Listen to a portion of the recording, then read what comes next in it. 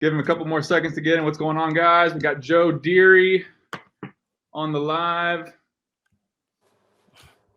What's going on, Travis? Travis is having a heck of a time. He's been messaging me back and forth. He, one of those videos that I have inside the course, I talk about the importance of including the word pressure washing or power washing in your Google business profile. The problem is, as I tried to preface that in the video, that if you change your business name on the Google business profile, it can trigger a suspension that requires some authentication on Google's part. I think that's what Travis is experiencing right now. So right. I'm trying to give him some tips and trying to help him through that. Okay. Well, let's get right into it. What do you say, Sean? Yeah, absolutely. Yeah. I mean, yeah. By all means, go all right, ahead. Cool, guys. Well, look, we got Joe Deery on the live. This is for all you guys that a lot of you guys know Joe Deery. First off, how are you doing, Joe? I'm good. How are you? We're doing just good. We're doing just fine. So, man, a lot of people know you, and for anyone that doesn't know Joe, I have to talk a little bit of love for this dude, because this guy right here, man, I don't get a chance to talk to him throughout the year that much because we're both so busy. But this guy is so one of the sole people that are responsible for at least all my knowledge as far as pressure washing goes. Everything with the technicalities. I would stay up all night watching this guy's videos. I got a lot of inspiration from this dude. I mean, honestly, I know I probably would have figured it out without him, but I have to give this guy a lot of love because, Joe, you really just, I mean, dude, I appreciate that. You really helped me, guys. You were really helping me out in the beginning as far as the equipment, the technicalities, which is a huge thing. It's a huge thing for a lot of people. And then getting the business started, I have to say thank you. Hey, you're welcome. Right here. No, it was a pleasure talking to you. You kind of called me cold in the very beginning. I think it was probably close to 5 years ago. It was. You just one day you took a chance and gave me a call, and we hit it off and started talking about things. And I've been loving to watch your growth, and you've literally just taken the ball and run with it at this point. So I'm proud of you. Honestly, I like watching you grow, and it's been rewarding to have helped you a little bit along the way. Absolutely. I remember that first phone call. I called you and I was like, "Look, Joe, I don't know if you've ever done this before, but dude, and you gave me your time, and that to me meant everything." And so I think we were talking XJet back in the day. Yeah, I know, yeah. And that you really inspired me to do what I'm doing right now. So I really appreciate that. Austin, I think there's something to be said about that because kind of taking a step back. Obviously, you get a lot of calls and a lot of people reaching out to you now when you were once in their shoes too. And I think it's a really interesting thing to a different perspective and kind of paying homage to the fact that you were once in those shoes where you were reaching out to Joe and asking for advice and trying to figure your way. And now it's kind of come full circle where that's what it's all about. And when some people call me, and I'm sure Joe gets the calls, like, dude, I can't believe I'm talking to you. It's like, dude, we just want to help people, and it's just like, it's no sweat off our back, and it's just, man, it's great to do that. Yeah, I take the occasional call when I can. Can't feel them all though. You just yeah, I hear you. Well, let's get right into it. It looks like in the comment section, a lot of people know about your business. One thing, from what I understand, you were originally you're a mortgage loan originator. You were in the mortgage business. So that's correct. Yes. Can you talk about how you got started and kind of that transition in? What led you from being a mortgage loan originator to getting into pressure washing, and kind of talk about how that played into part? Because from what I understand, when we were talking earlier, you built a lot of your business off referrals. And by the way, guys, this guy, Joe Deery, did over 650 jobs last year in Northern Connecticut, which means they have a winter, which 2 or 3 months they're not working as much. Yeah. But this guy still works in the cold. This guy. Yeah. And we work as long through the year as we can within reason. It's nice to take a break and rebuild your business, rebuild your equipment, rebuild your body, get a rest a little bit. But right. I worked in the mortgage business for almost 15 years. I'm 54 years old. So, through my prime, I was doing sales and mortgage, where I learned a lot just about talking to people and, the simple basics of answering the phone and beating the streets and keeping track of your client list and your pipeline, and, mining the people that you already have. And what I mean by that is making sure you're staying in touch with your contacts that you've worked so hard to make. And I've always had a side hustle as far as long back as I can remember. I've always worked like two jobs doing something else. So I was always working doing some lawn care in my neighborhood or something like that, snow removal. And the first year we went into business was 2019. So that winter, I said to my kids, I'm gonna do all of our snow removal. We had like 10 or 12 clients in the neighborhood, and I'm gonna save my money, and I'm gonna buy a power washer, and we're gonna try power washing in the summer as a side hustle. And we did. And I bought the 2.5 gallon per minute Simpson machine, and went out there and started spraying Simple Green on things. I had no idea what I was doing, working with pressure, and we made a little bit of money. And a painter friend of mine said, "Hey, you want to Google the X-Jet?" And I did that, and I'll tell you, the X-Jet changed my life. Like if it hadn't been for the X-Jet, I probably would have been out of business because I wasn't watching YouTube. It wasn't what it is today. Even 5 years ago, it wasn't what it is right now. It's really exploded. The industry's really exploded. And I started X-Jetting things, and my business started to grow. And it went from, doing a few jobs to having like 20 jobs in my first month. In March, I think we did 20 jobs the first season, and it just took right off. We did I think 211 jobs in 2019 on a first season part-time. So that nearly replaced the income that I was making doing mortgage. And I was very unhappy doing that. It was just stressing me out. I've been doing it for too long. And in the interim of all this, my wife had been going to nursing school. So she got her degree and got a job at the hospital and got the medical insurance, which my family needed. So, I have a very unique situation in that her working is what allowed me to catapult forward and say, okay, I'm done doing the mortgage and I just want to work full time doing pressure washing. So 2020 was my first full time year. We went out and bought a 4 gallon per minute machine. I bought the F250, which a lot of you guys have seen. That's right when I started watching you, right there. We outfitted that truck with a wooden skid, which I made myself, which kind of went a little viral through the which I copied. Yeah, a lot of guys copied that wooden skid and the 4 gallon per minute machine, and we just took right off. And I think I did close to 400 jobs that first full-time season. Wow. And then I just kept upgrading from there.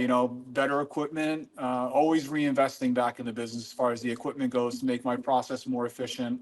And we've grown to what you may see in the background there. Now I get the dually fully outfitted. We just built this barn that we're in this year, so it's taken off. But that's how we started. I started from mortgage. It kind of fell into my lap. Honestly, I wasn't looking to do this full time. I was looking to do something part time as a side hustle.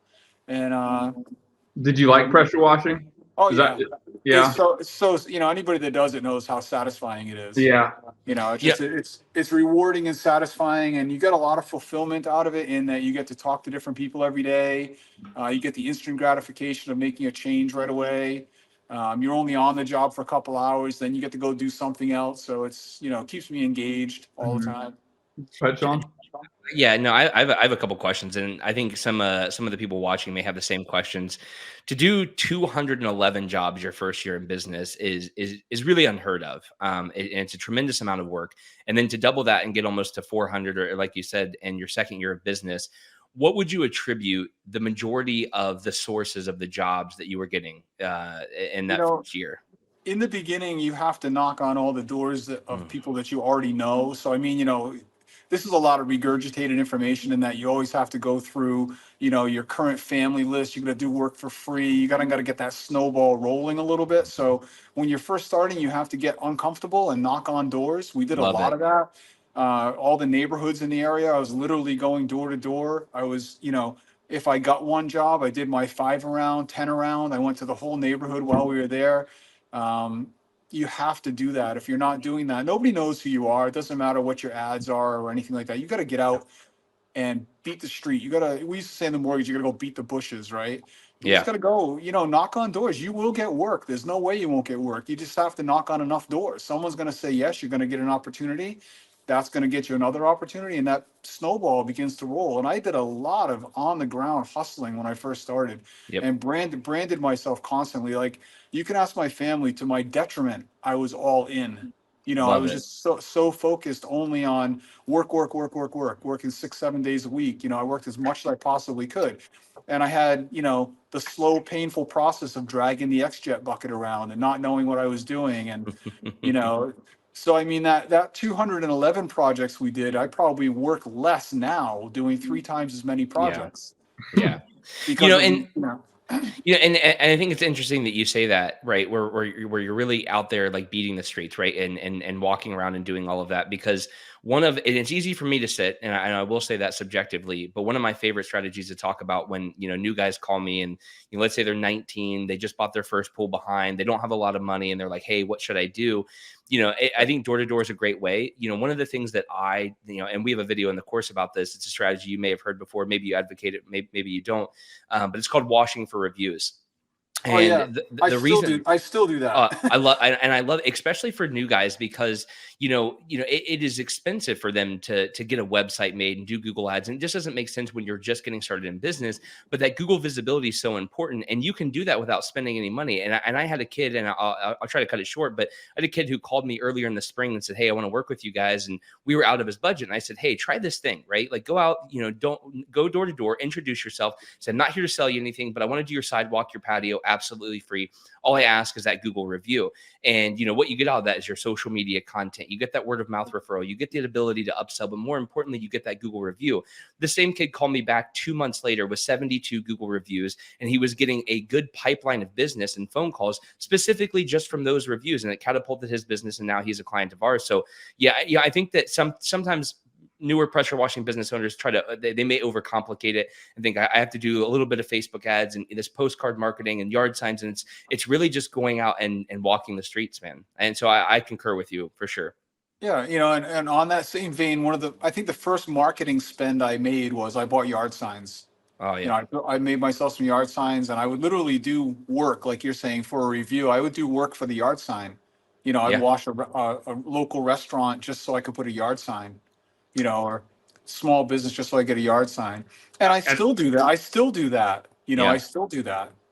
Yeah, we've all seen your yard signs. I mean, I think every single video, and that's the thing. You would also post like almost every day. I think you still post relatively almost every day.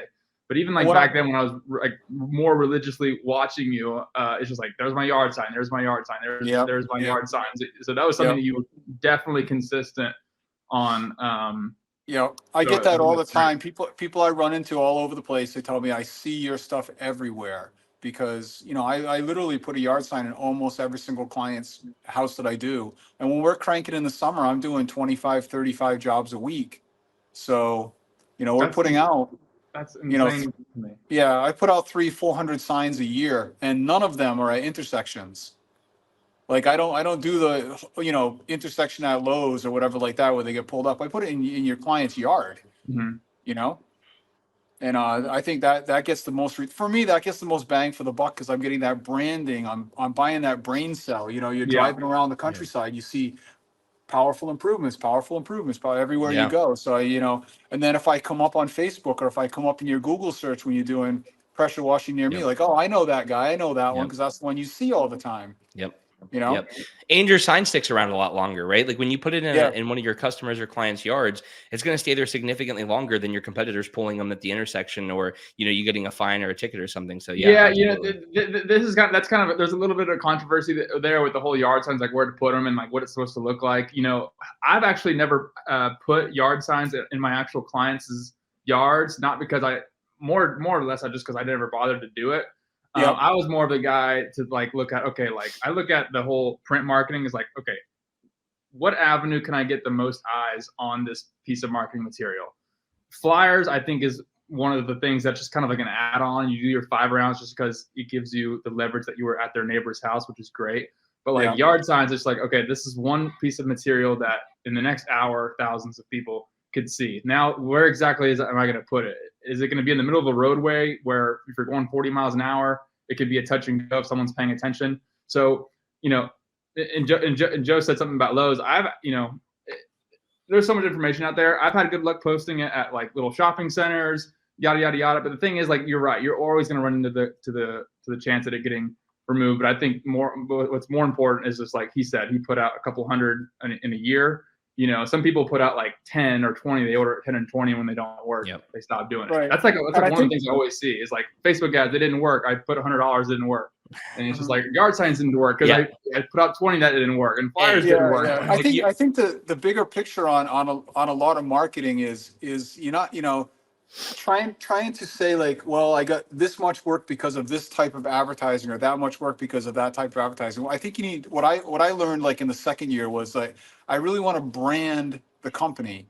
So like yard signs, I can't say like I specifically get work from yard signs. Yeah. But what I've done is built the brand in the area Exactly. because you see it all the time, like logoing your truck and wearing your gear. Like you can't say like, oh, I get so much work because of the letters on my truck. You know, Exactly. but people see that truck all the time. They see your yard signs all the time, and it becomes like the gas station logo. Like you're driving on the highway and you see Yeah. you see that Shell or Sunoco That's a sign. really good point because Right. it's like when Starbucks has their logo at some of like the NFL arenas. They're not doing that because they're hoping to get business from it. Well, I mean, maybe, but like they're ultimately doing it because of the brand. Like it's about like how many eyeballs are looking at that, you know? And that's a very tough concept for newer guys, right? Because really what they focus on is where that next lead is, right? Like when that next phone call, where can I throw $1 to get $3 back? And while I think that is important when you're really trying to get off the ground, you really have to plan for that brand awareness of the future and doing those things because, you know, bandit signs have a place depending on where you are in your business. But like in Joe's case, like branded signs, which are different than bandit signs, also have their place when you're building brand awareness. So I think they're both important.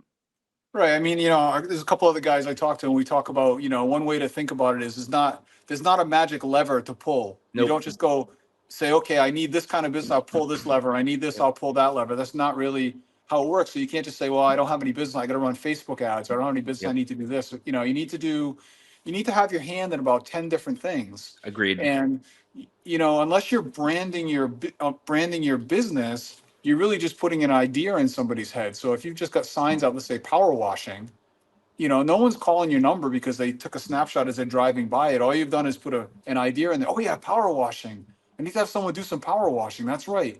You know, your wife or you realize, oh, I got to have the house wash or the roof wash or, you know, lawn care done or whatever. But when they go to the next step to ferret that out a little further and they start doing their Google search, you know, they're going to see your logo. That that's that powerful improvement logo that I see on everything, you know, and you look bigger than you are. I'm one guy, I'm one man, one truck, you know, but my stuff is everywhere. So you have the idea that it's a bigger company and that we must be servicing everybody because of the constant branding. Yeah, absolutely. I could not agree with you anymore. And that's coming from a digital marketer's perspective. I mean, it's one of the most powerful forms of marketing is what you're speaking about. Austin, do you have like a list of other specific questions? Because at some point, I'd like to open it up to maybe the Q&A of like some of the audience. I have two things. One of which is like so like one thing I get a lot, you know, because you know I do coaching calls, and then we talk to people here in the group. And then just the several comments and whatnot and DMs on Instagram is like one thing I preach about, and I'm sure you might have seen my shorts, is like there's a lot of people getting into the business and they do go about it kind of the wrong way, in my opinion. You know, this is just my opinion, but like, you know, they get excited about a business, they take a loan out to get all this equipment, and then sooner or later we're going to see that equipment up for sale for like 50 cents on the dollar, right? And they're not going about it in the correct way, because I just got done watching an Upflip video, which is like this other YouTube channel where he goes around and interviews successful pressure washing businesses. But this one guy, he got asked, like, if you could go back to when you first got started, what's one thing you would do differently? And I was like, he said I would get a brand and I'd get a loan. And that video got like 1 million views. And I was like, oh my God, how many people just took that advice and went out and got a loan for something that they know nothing about? So can you kind of walk, like, I know you started, you scraped together some cash and you got started, but what's your kind of mindset on, you know, getting started, debt versus no debt, and then upgrading? Like, how are you doing that respectfully? Right. So, you know, I'm not a big fan of debt, obviously. You know, I think I saw that video that you put out a few days ago about debt, and it's just, I don't know, it's the wrong way to go. I really think you should. Obviously, you got to start where you can. If you've got money to spend, that's fine. If you can buy the best equipment, that's fine. But a lot of us, like I started, I think I had $1,200 when I started, and I bought a pressure washer, you know, $300 pressure washer. I bought some hose, couple little things and kind of get going, and then just try to be always reinvesting some of that money back into the business. A lot of people get into pressure washing, I think, out of kind of an act of desperation, like Yeah. they need to make money, and and again, my situation is a little unique in that I have my wife working and I already had a job, um, to kind of support myself, so I was able to put money back into pressure washing. But I think it's very important to be reinvesting back into the equipment, without going into debt, as quickly as you can, to you make your process more efficient, make yourself more efficient, be able to do a better, produce a better product. The better equipment you have, you produce a better product. Our washes now are 2, 3 times better than they were in the beginning, because we're, washing with a higher volume of water. We've got better processes to get through things. We know what we're doing now. But going into debt to do that, I think, is the wrong thing to do. Um, and a lot of these guys go out and buy this equipment that they don't even know anything about. Like, Yeah. they're not mechanically inclined. Things go wrong in the field and they have no idea what to do. They're shut down because Yeah. they can't figure out, they didn't build it themselves, so they don't know how it works. Yeah. Uh, And that's the I beautiful see it. thing that's the beautiful thing is, like, what I say is, like, man, you get so much benefit of just having that foundational layer of where you started from a little machine, and then you Yeah. upgrade to the bigger machine, then you start Right. putting all those hoses together. And I watched Right. your rig setup video, and you explain how all those hoses, I bolted all everything myself, and if something goes wrong, I'm gonna be able to fix it. It's Exactly. just like And these that's, people that have no experience and never watched anything, they walk out with a fresh new trailer, dude. If you take me back to that point, I would have no idea what I'm even looking at. no, no. It's a And complete. right. I look at some of these new rigs and I'm like, I am all confused, because Yeah. I didn't build it. Like, I'd had it take me, so I mean, really, that's what my channel is all about, is taking you through the trials and errors of what happens to me in the field. Like, if something goes wrong, I show you, hey, this is what is going wrong, and this is my fix for the day. And you kind of see the evolution of what the ultimate changes are that I have to make on the rig because of the problems I'm having while I'm out in the field.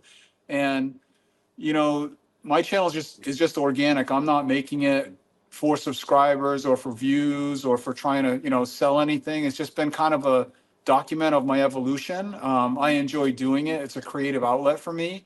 I enjoy the camaraderie. I've met some really cool people like yourself, Austin, along the way, and it's been great. But I'm thankful that I started with the basic machines and knew nothing, and I've had to Yeah. grow along the way, because now there's nothing. Nothing's going to stop me anymore when I'm out there. Like, if anything goes wrong on my rig, I have redundancy with everything. Like, there's always some way for me to get it done. And Yeah. I'll figure out a way to get it done. I got 3 ways to do everything, Yeah. because I've learned by trial by fire out in the field. Mhm. If I were to go spend 30 grand and buy a rig and try to start washing tomorrow, I'd be like, you're going to be 6 months to a year before you have any clue what you're doing. Mhm. Yeah. You know, I think that's extremely true, even in my avenue, right? I get a lot of calls from guys who are just getting started, and like the average cost to work with us is in the ballpark of like $12,000 to $13,000 a year. And sometimes I have to have very real conversations with guys where I'm like, like, you're 2 months in business. I don't know that it doesn't make a lot of sense to come and work with us, right? And I right? explain to them, because here's the thing. We build the website, we do the SEO, we run the Google ads, et cetera, et cetera. But what if your close rate's 25%? What if you don't do your estimates in person? And, like, that's a big deal. And so there are a lot of trials and tribulations that you have to work out through your lead process with, how to cultivate these, how to warm them up, how to have these conversations. And like, us bolting onto that is just going to make the system worse, because now you're going to have more leads with a bigger headache, right? When you start by doing things like your door to door and your yard signs, and you kind of work with friends and family, it gets you in preparation to be able to scale into those things. And I think that sometimes guys think that they can just throw money at this problem to solve it, and it just isn't true. And I think the same is true with equipment, with what you guys are saying. So yeah, I totally agree. Yeah, I mean, and you need to be careful throwing that lever of leads before you're prepared to Yep. fulfill it. Yep. Like you're saying, you might want to, if you haven't even learned how to manage the workflow that you have yet, and then you are able to, pull a lever that gets you, 10 phone calls a day, you can't even handle that. Yeah. You What if know? your equipment breaks and you don't have backup equipment and you don't know how to replace it? Right now you've paid a lot of money for a lot of leads and a lot of jobs that are potentially getting ready to close, but now you can't deliver on those because you can't fix your equipment or have backup machines, right? Correct. There's Correct. so many pieces there. Yeah. The And problem is never just leads. no, that's a very real thing. I think that happens to a lot of people in every business when they Yeah. first get started. Yeah. They wind up, not being, they want all this work that they can't fulfill and they fall flat.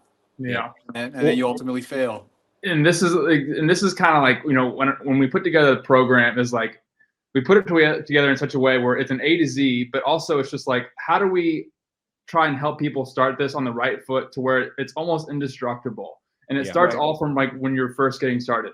Don't leave your security of your job unless you Yeah. have some cash reserves, because what happens Right. is all the time they get super excited off a video that you, me, someone else makes, and we can make it look Me. pretty easy, and they Right. get into it, they quit everything because they see all these like other YouTube channels of these gurus saying quit your job, follow your passion, build a business, right? Right. And Right. they literally do that, right? They literally quit their job, right?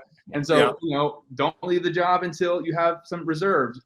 Talk to your family at the kitchen table and say, look, this is what we're going to do, and come up with a plan. And then you slowly start, slow foundation, take a section of money, 60% marketing, 40% equipment, and just every single move you make, it's you're indestructible, because there's no matter what you can do, you're always gonna have that fallback. You don't have any debt on equipment. You have your job on the backup. You can always fall back if times get hard. And that's kind of like how we've structured this whole thing. And so, Yeah. that's what I can appreciate about you, because even in your channel, it's literally just the progression in the business. And I think it's why a lot of people vibe with you, because you're authentic like that, and you're just your true self, and people can relate to you. I agree completely with not quitting your day job. Yeah. Until you have tried it on for a few minutes, because it can't be for everybody, and No. I think a lot of people, watch my channel or watch your channel and see, how much work we're doing, and all they see is the money, and they don't Yep. see like how physically tolling it can be. Like you hear me talk about, doing this massive amount of work. Like I work like an animal.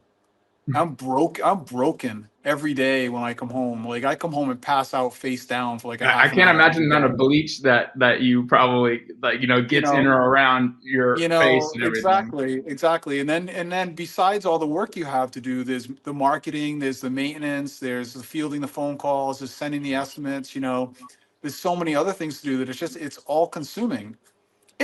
Honestly, it has to be if you're going to be like it's your ultimate success or achieve the highest level of success that you think you can. You have to be all in. It has to be all consuming. Like I literally dream about pressure washing. I do my work in my sleep the day before I'm doing it. Like I know what I'm doing the next day, and I've already done it 3 times before I even show up on the project. And that again plays to my detriment. It's not good. Now you guys may or may not know. Like I just had a heart attack. Yeah. So, there's all this glory in this, right? But I had a heart attack 7 months ago. Did they And say? a lot of that is Think? stress induced. Like I Okay, I work, was about to say, did they attribute any of that to what you're doing?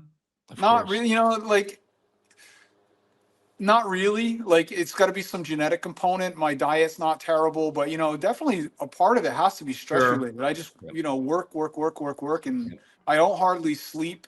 Yep. Let's get back on the positive note, right? So pressure washing is all this glorious thing, but a lot of people don't think about like how much work actually goes into it. So you had better try it on, Yeah. because it's not going to work for everybody. Like it's a very physically demanding job. It's a very mentally demanding job. It's highly rewarding, Yeah. but it's not for everybody. So you said that you were all in like a handful of times, and what you just said about you basically married the pressure washing business, and you slept about it, you dreamt about it. I had a little day in the life vlog video that I did the other day, and there was about 2 minute section where I was talking about like, dude, whenever I got started, and this is right when I was watching your videos, I was telling people, I was like, dude, I didn't watch Netflix, I didn't listen to music in the car, I didn't watch videos, all I did was take in pressure washing information, whether that's technicalities, building the business, marketing, learning sales, and learning how to talk to people, reading those self-development books. Like you just said, you have to go all in. And I truly think doing that, and that goes into being consistent with it. I mean, if you can just do that over a finite period of time, there's no way that you don't really get somewhere. I think what happens is people, they start and they try and somehow do these things that people are saying, but not doing it to the full extent, not going all in, and that's what ends up happening is they break.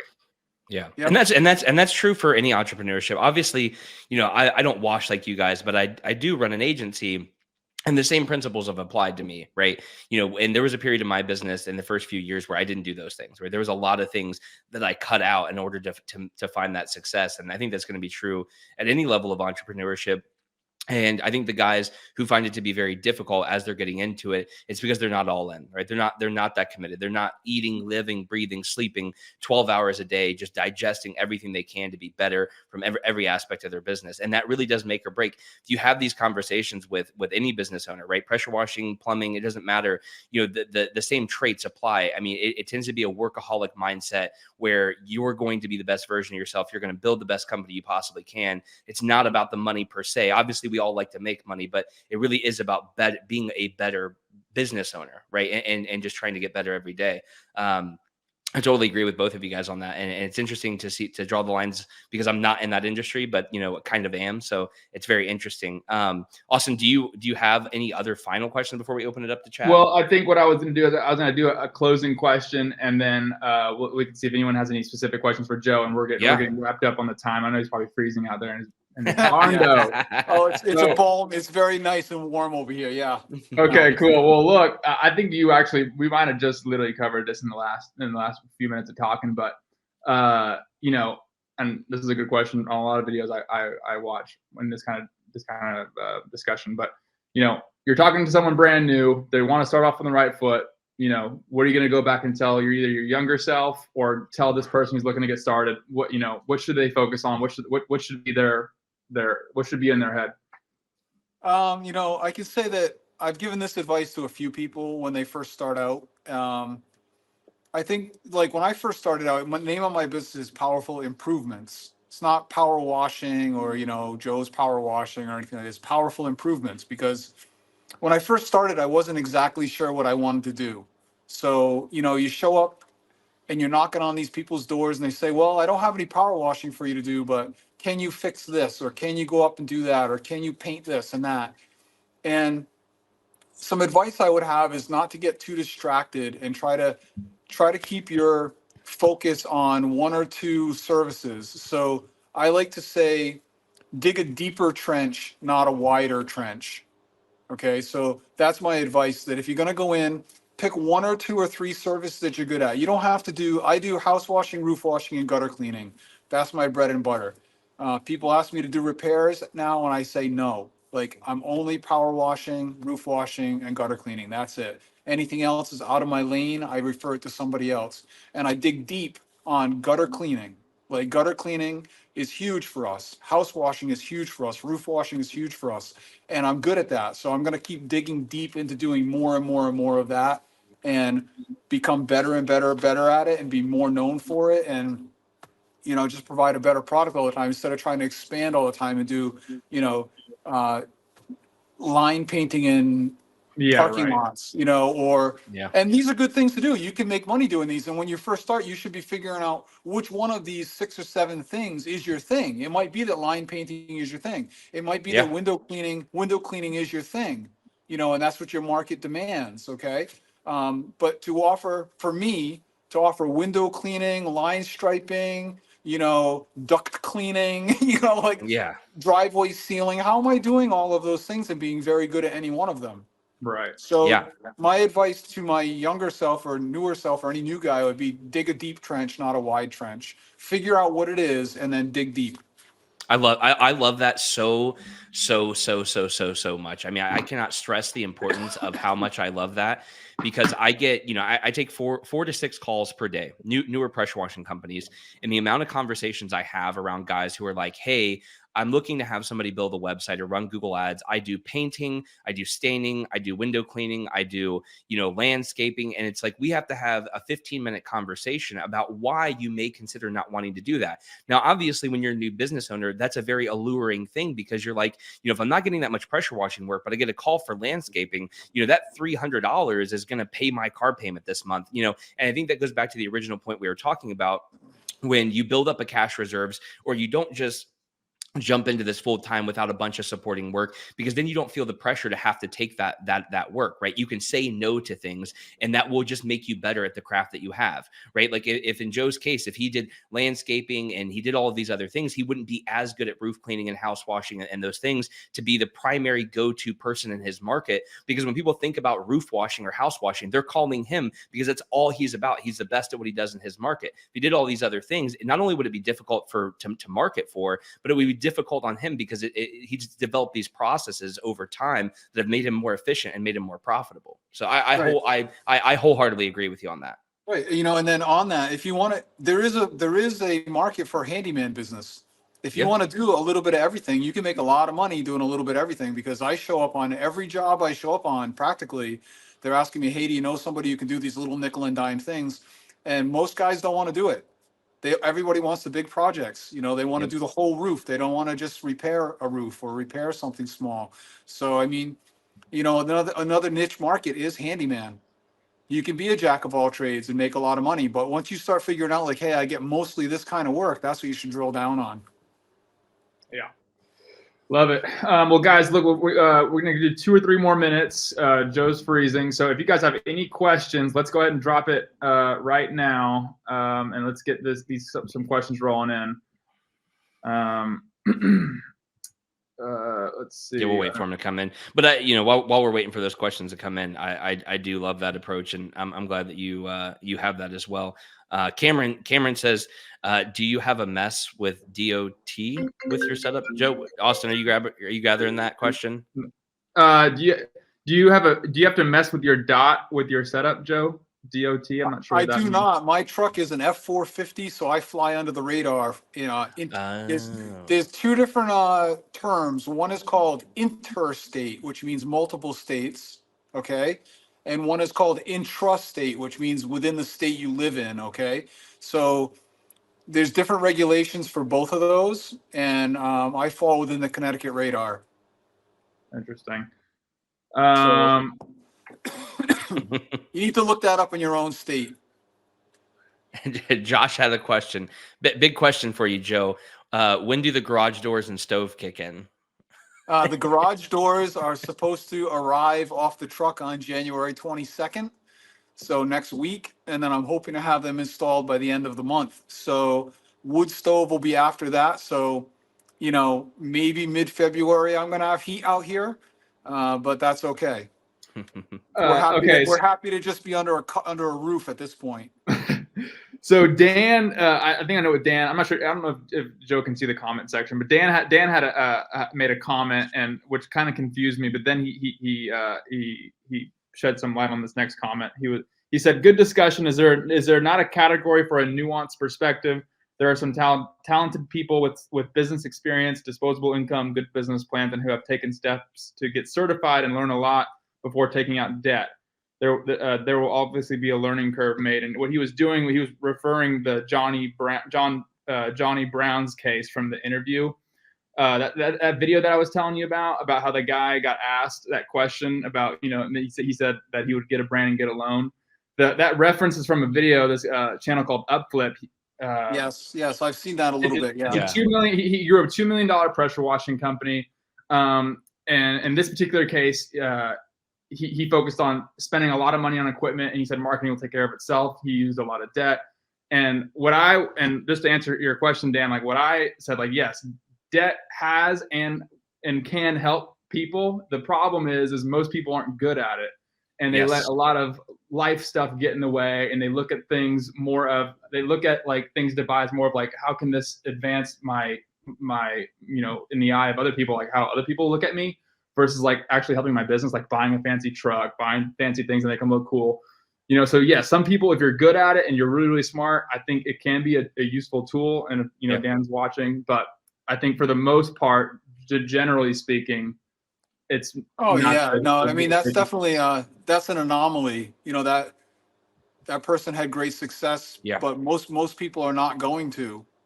Yep. You know, if it were that easy, like you say, if it were that easy, everybody would do it, right? I mean, this person has had great success and it worked for him, and that's fantastic.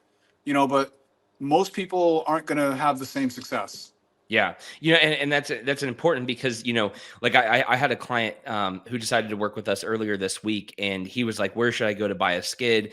And we had that conversation, and he was like, "Well, hey, listen, like I just sold a company I previously had for an undisclosed amount of money, which was a lot of money, and he previously had a company. So like when you have a lot of entrepreneurial experience, you can get away with those things, but like if you've never had that, like that is Mhm. such a large risk to take. So there are, we're talking about 1% of 1% of people who could get away with that, which is why we typically advise against it, is because for the vast majority of people, you really do need to go through the ropes before you get into that.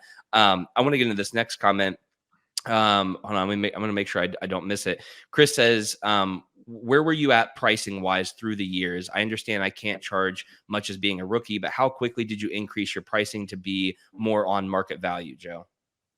What's funny is I look back and I started out pricing high immediately, and I'm 5 years in now. This will be my fifth full-time year. First year was part-time, so this will be the fifth year working full-time.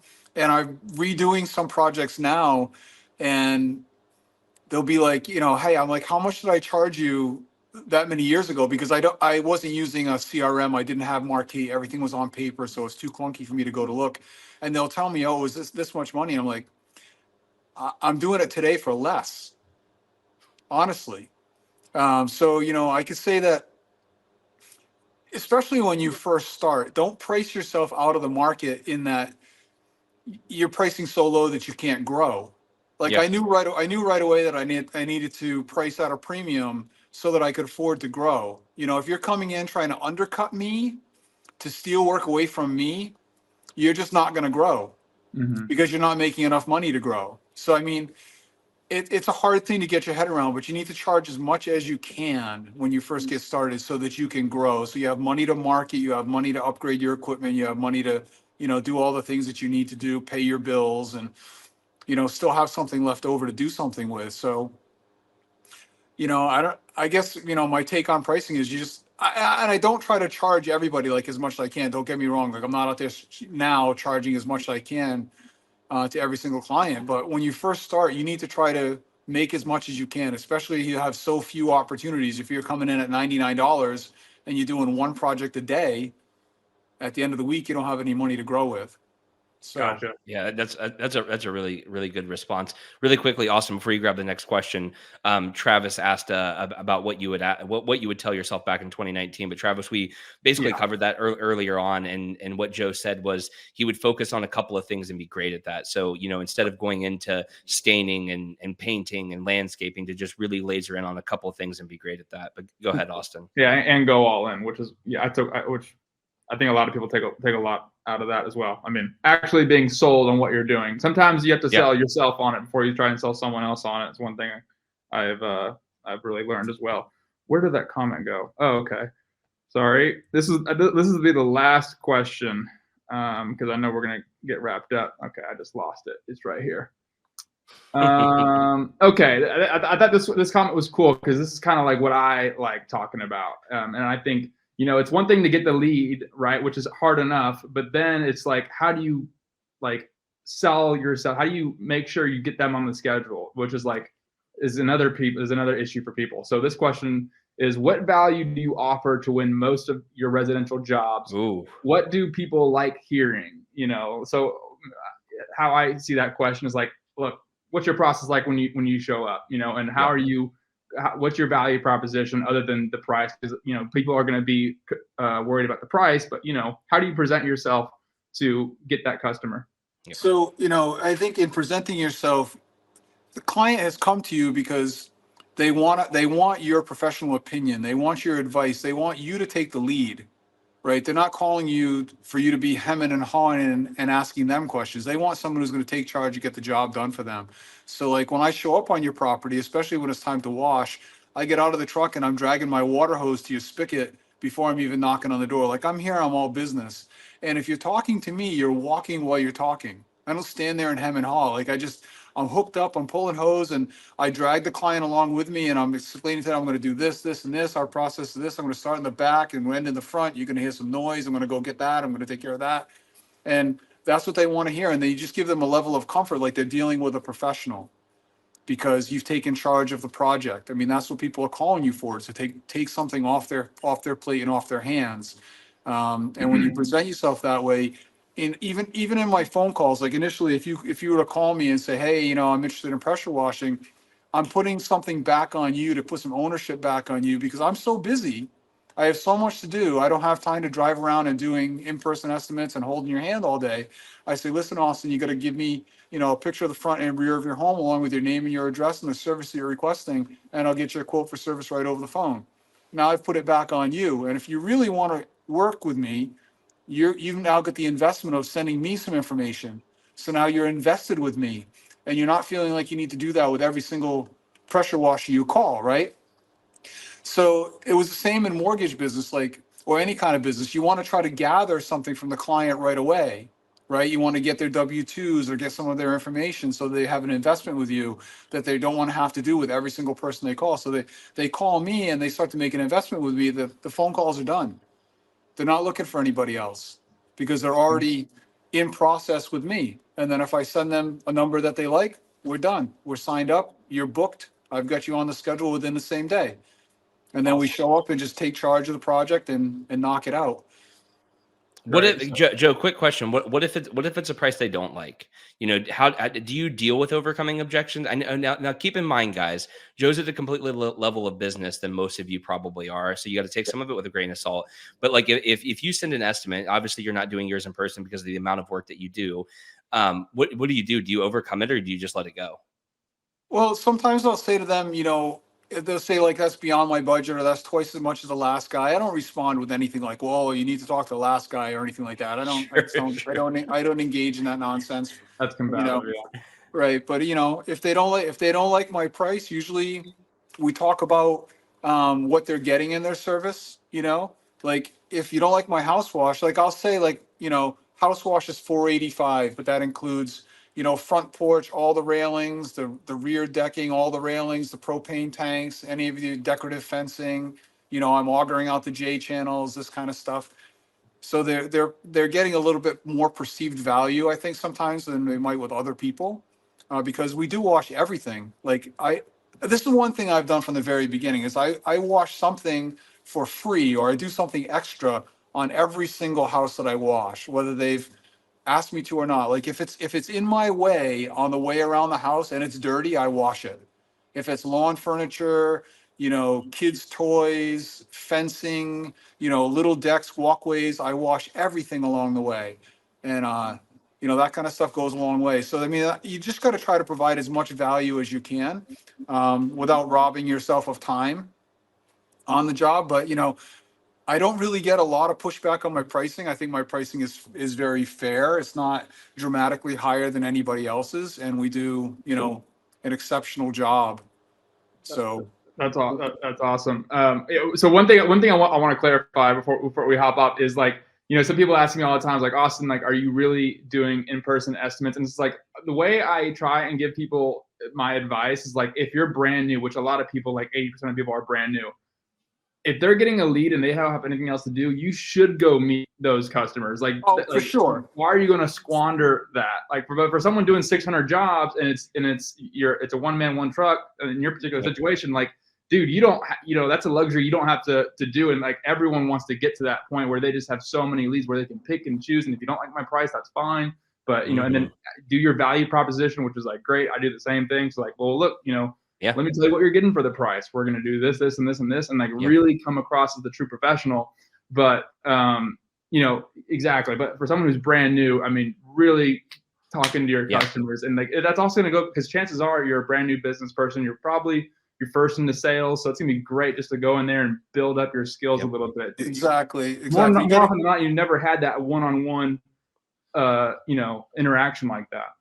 Right. You definitely got to build that sales skill set. If you're doing, in-person estimates, you need to show up looking professional, speaking to the industry, and taking charge when you're there, and not kind of be like, oh yeah, and go along with whatever the client is telling you they want you to do. I need you to do this, or I want you to use these chemicals. You just have to, step back and hold your ground a little bit and be firm in what you're doing. The first time I saw that in action, and this is why I like talking about this, is new guys doing your estimates in person, because you may hear that tenured guys don't. There was a time maybe a year and a half, 2 years ago, I flew to Houston, and I had dinner with Heath Phelps, and we were talking while we were sitting at the table. He had taken 2 phone calls. And had done the estimates. He said, "Hey, I'll call you back with the estimate." Got off the phone, did the estimate, and then shot it over to them, and then called them right back. And we had a long conversation about why he's able to do that and why newer pressure washing businesses shouldn't. And this is, to Joe's case, it's just a true testament to, don't ever get caught up in the hype where you see guys posting on Facebook, "I never do in-person estimates. I don't get out of my truck for less than 400. That's fine when you're at a certain stage of business, but don't take it, to heart when you're just getting started, because there's a lot of experiences and things that you should learn along the way to get you to that point. Boom. Well, I think we're all set. Joe, look, I really appreciate you making the time. Yeah. You spent almost an hour with us. You're outside. I'm sure it's probably in the 20s. And, I'm sure you got some things to do tonight and probably tomorrow. So I really appreciate you having us on. Well, thanks for having me. It's always a pleasure. Yeah. Always good to talk to you, Austin. And hopefully we'll catch up again soon. Awesome. Well, all right, guys. Take care. I appreciate it. Nice to meet you too, bud. Yeah. Thanks for tuning in, guys.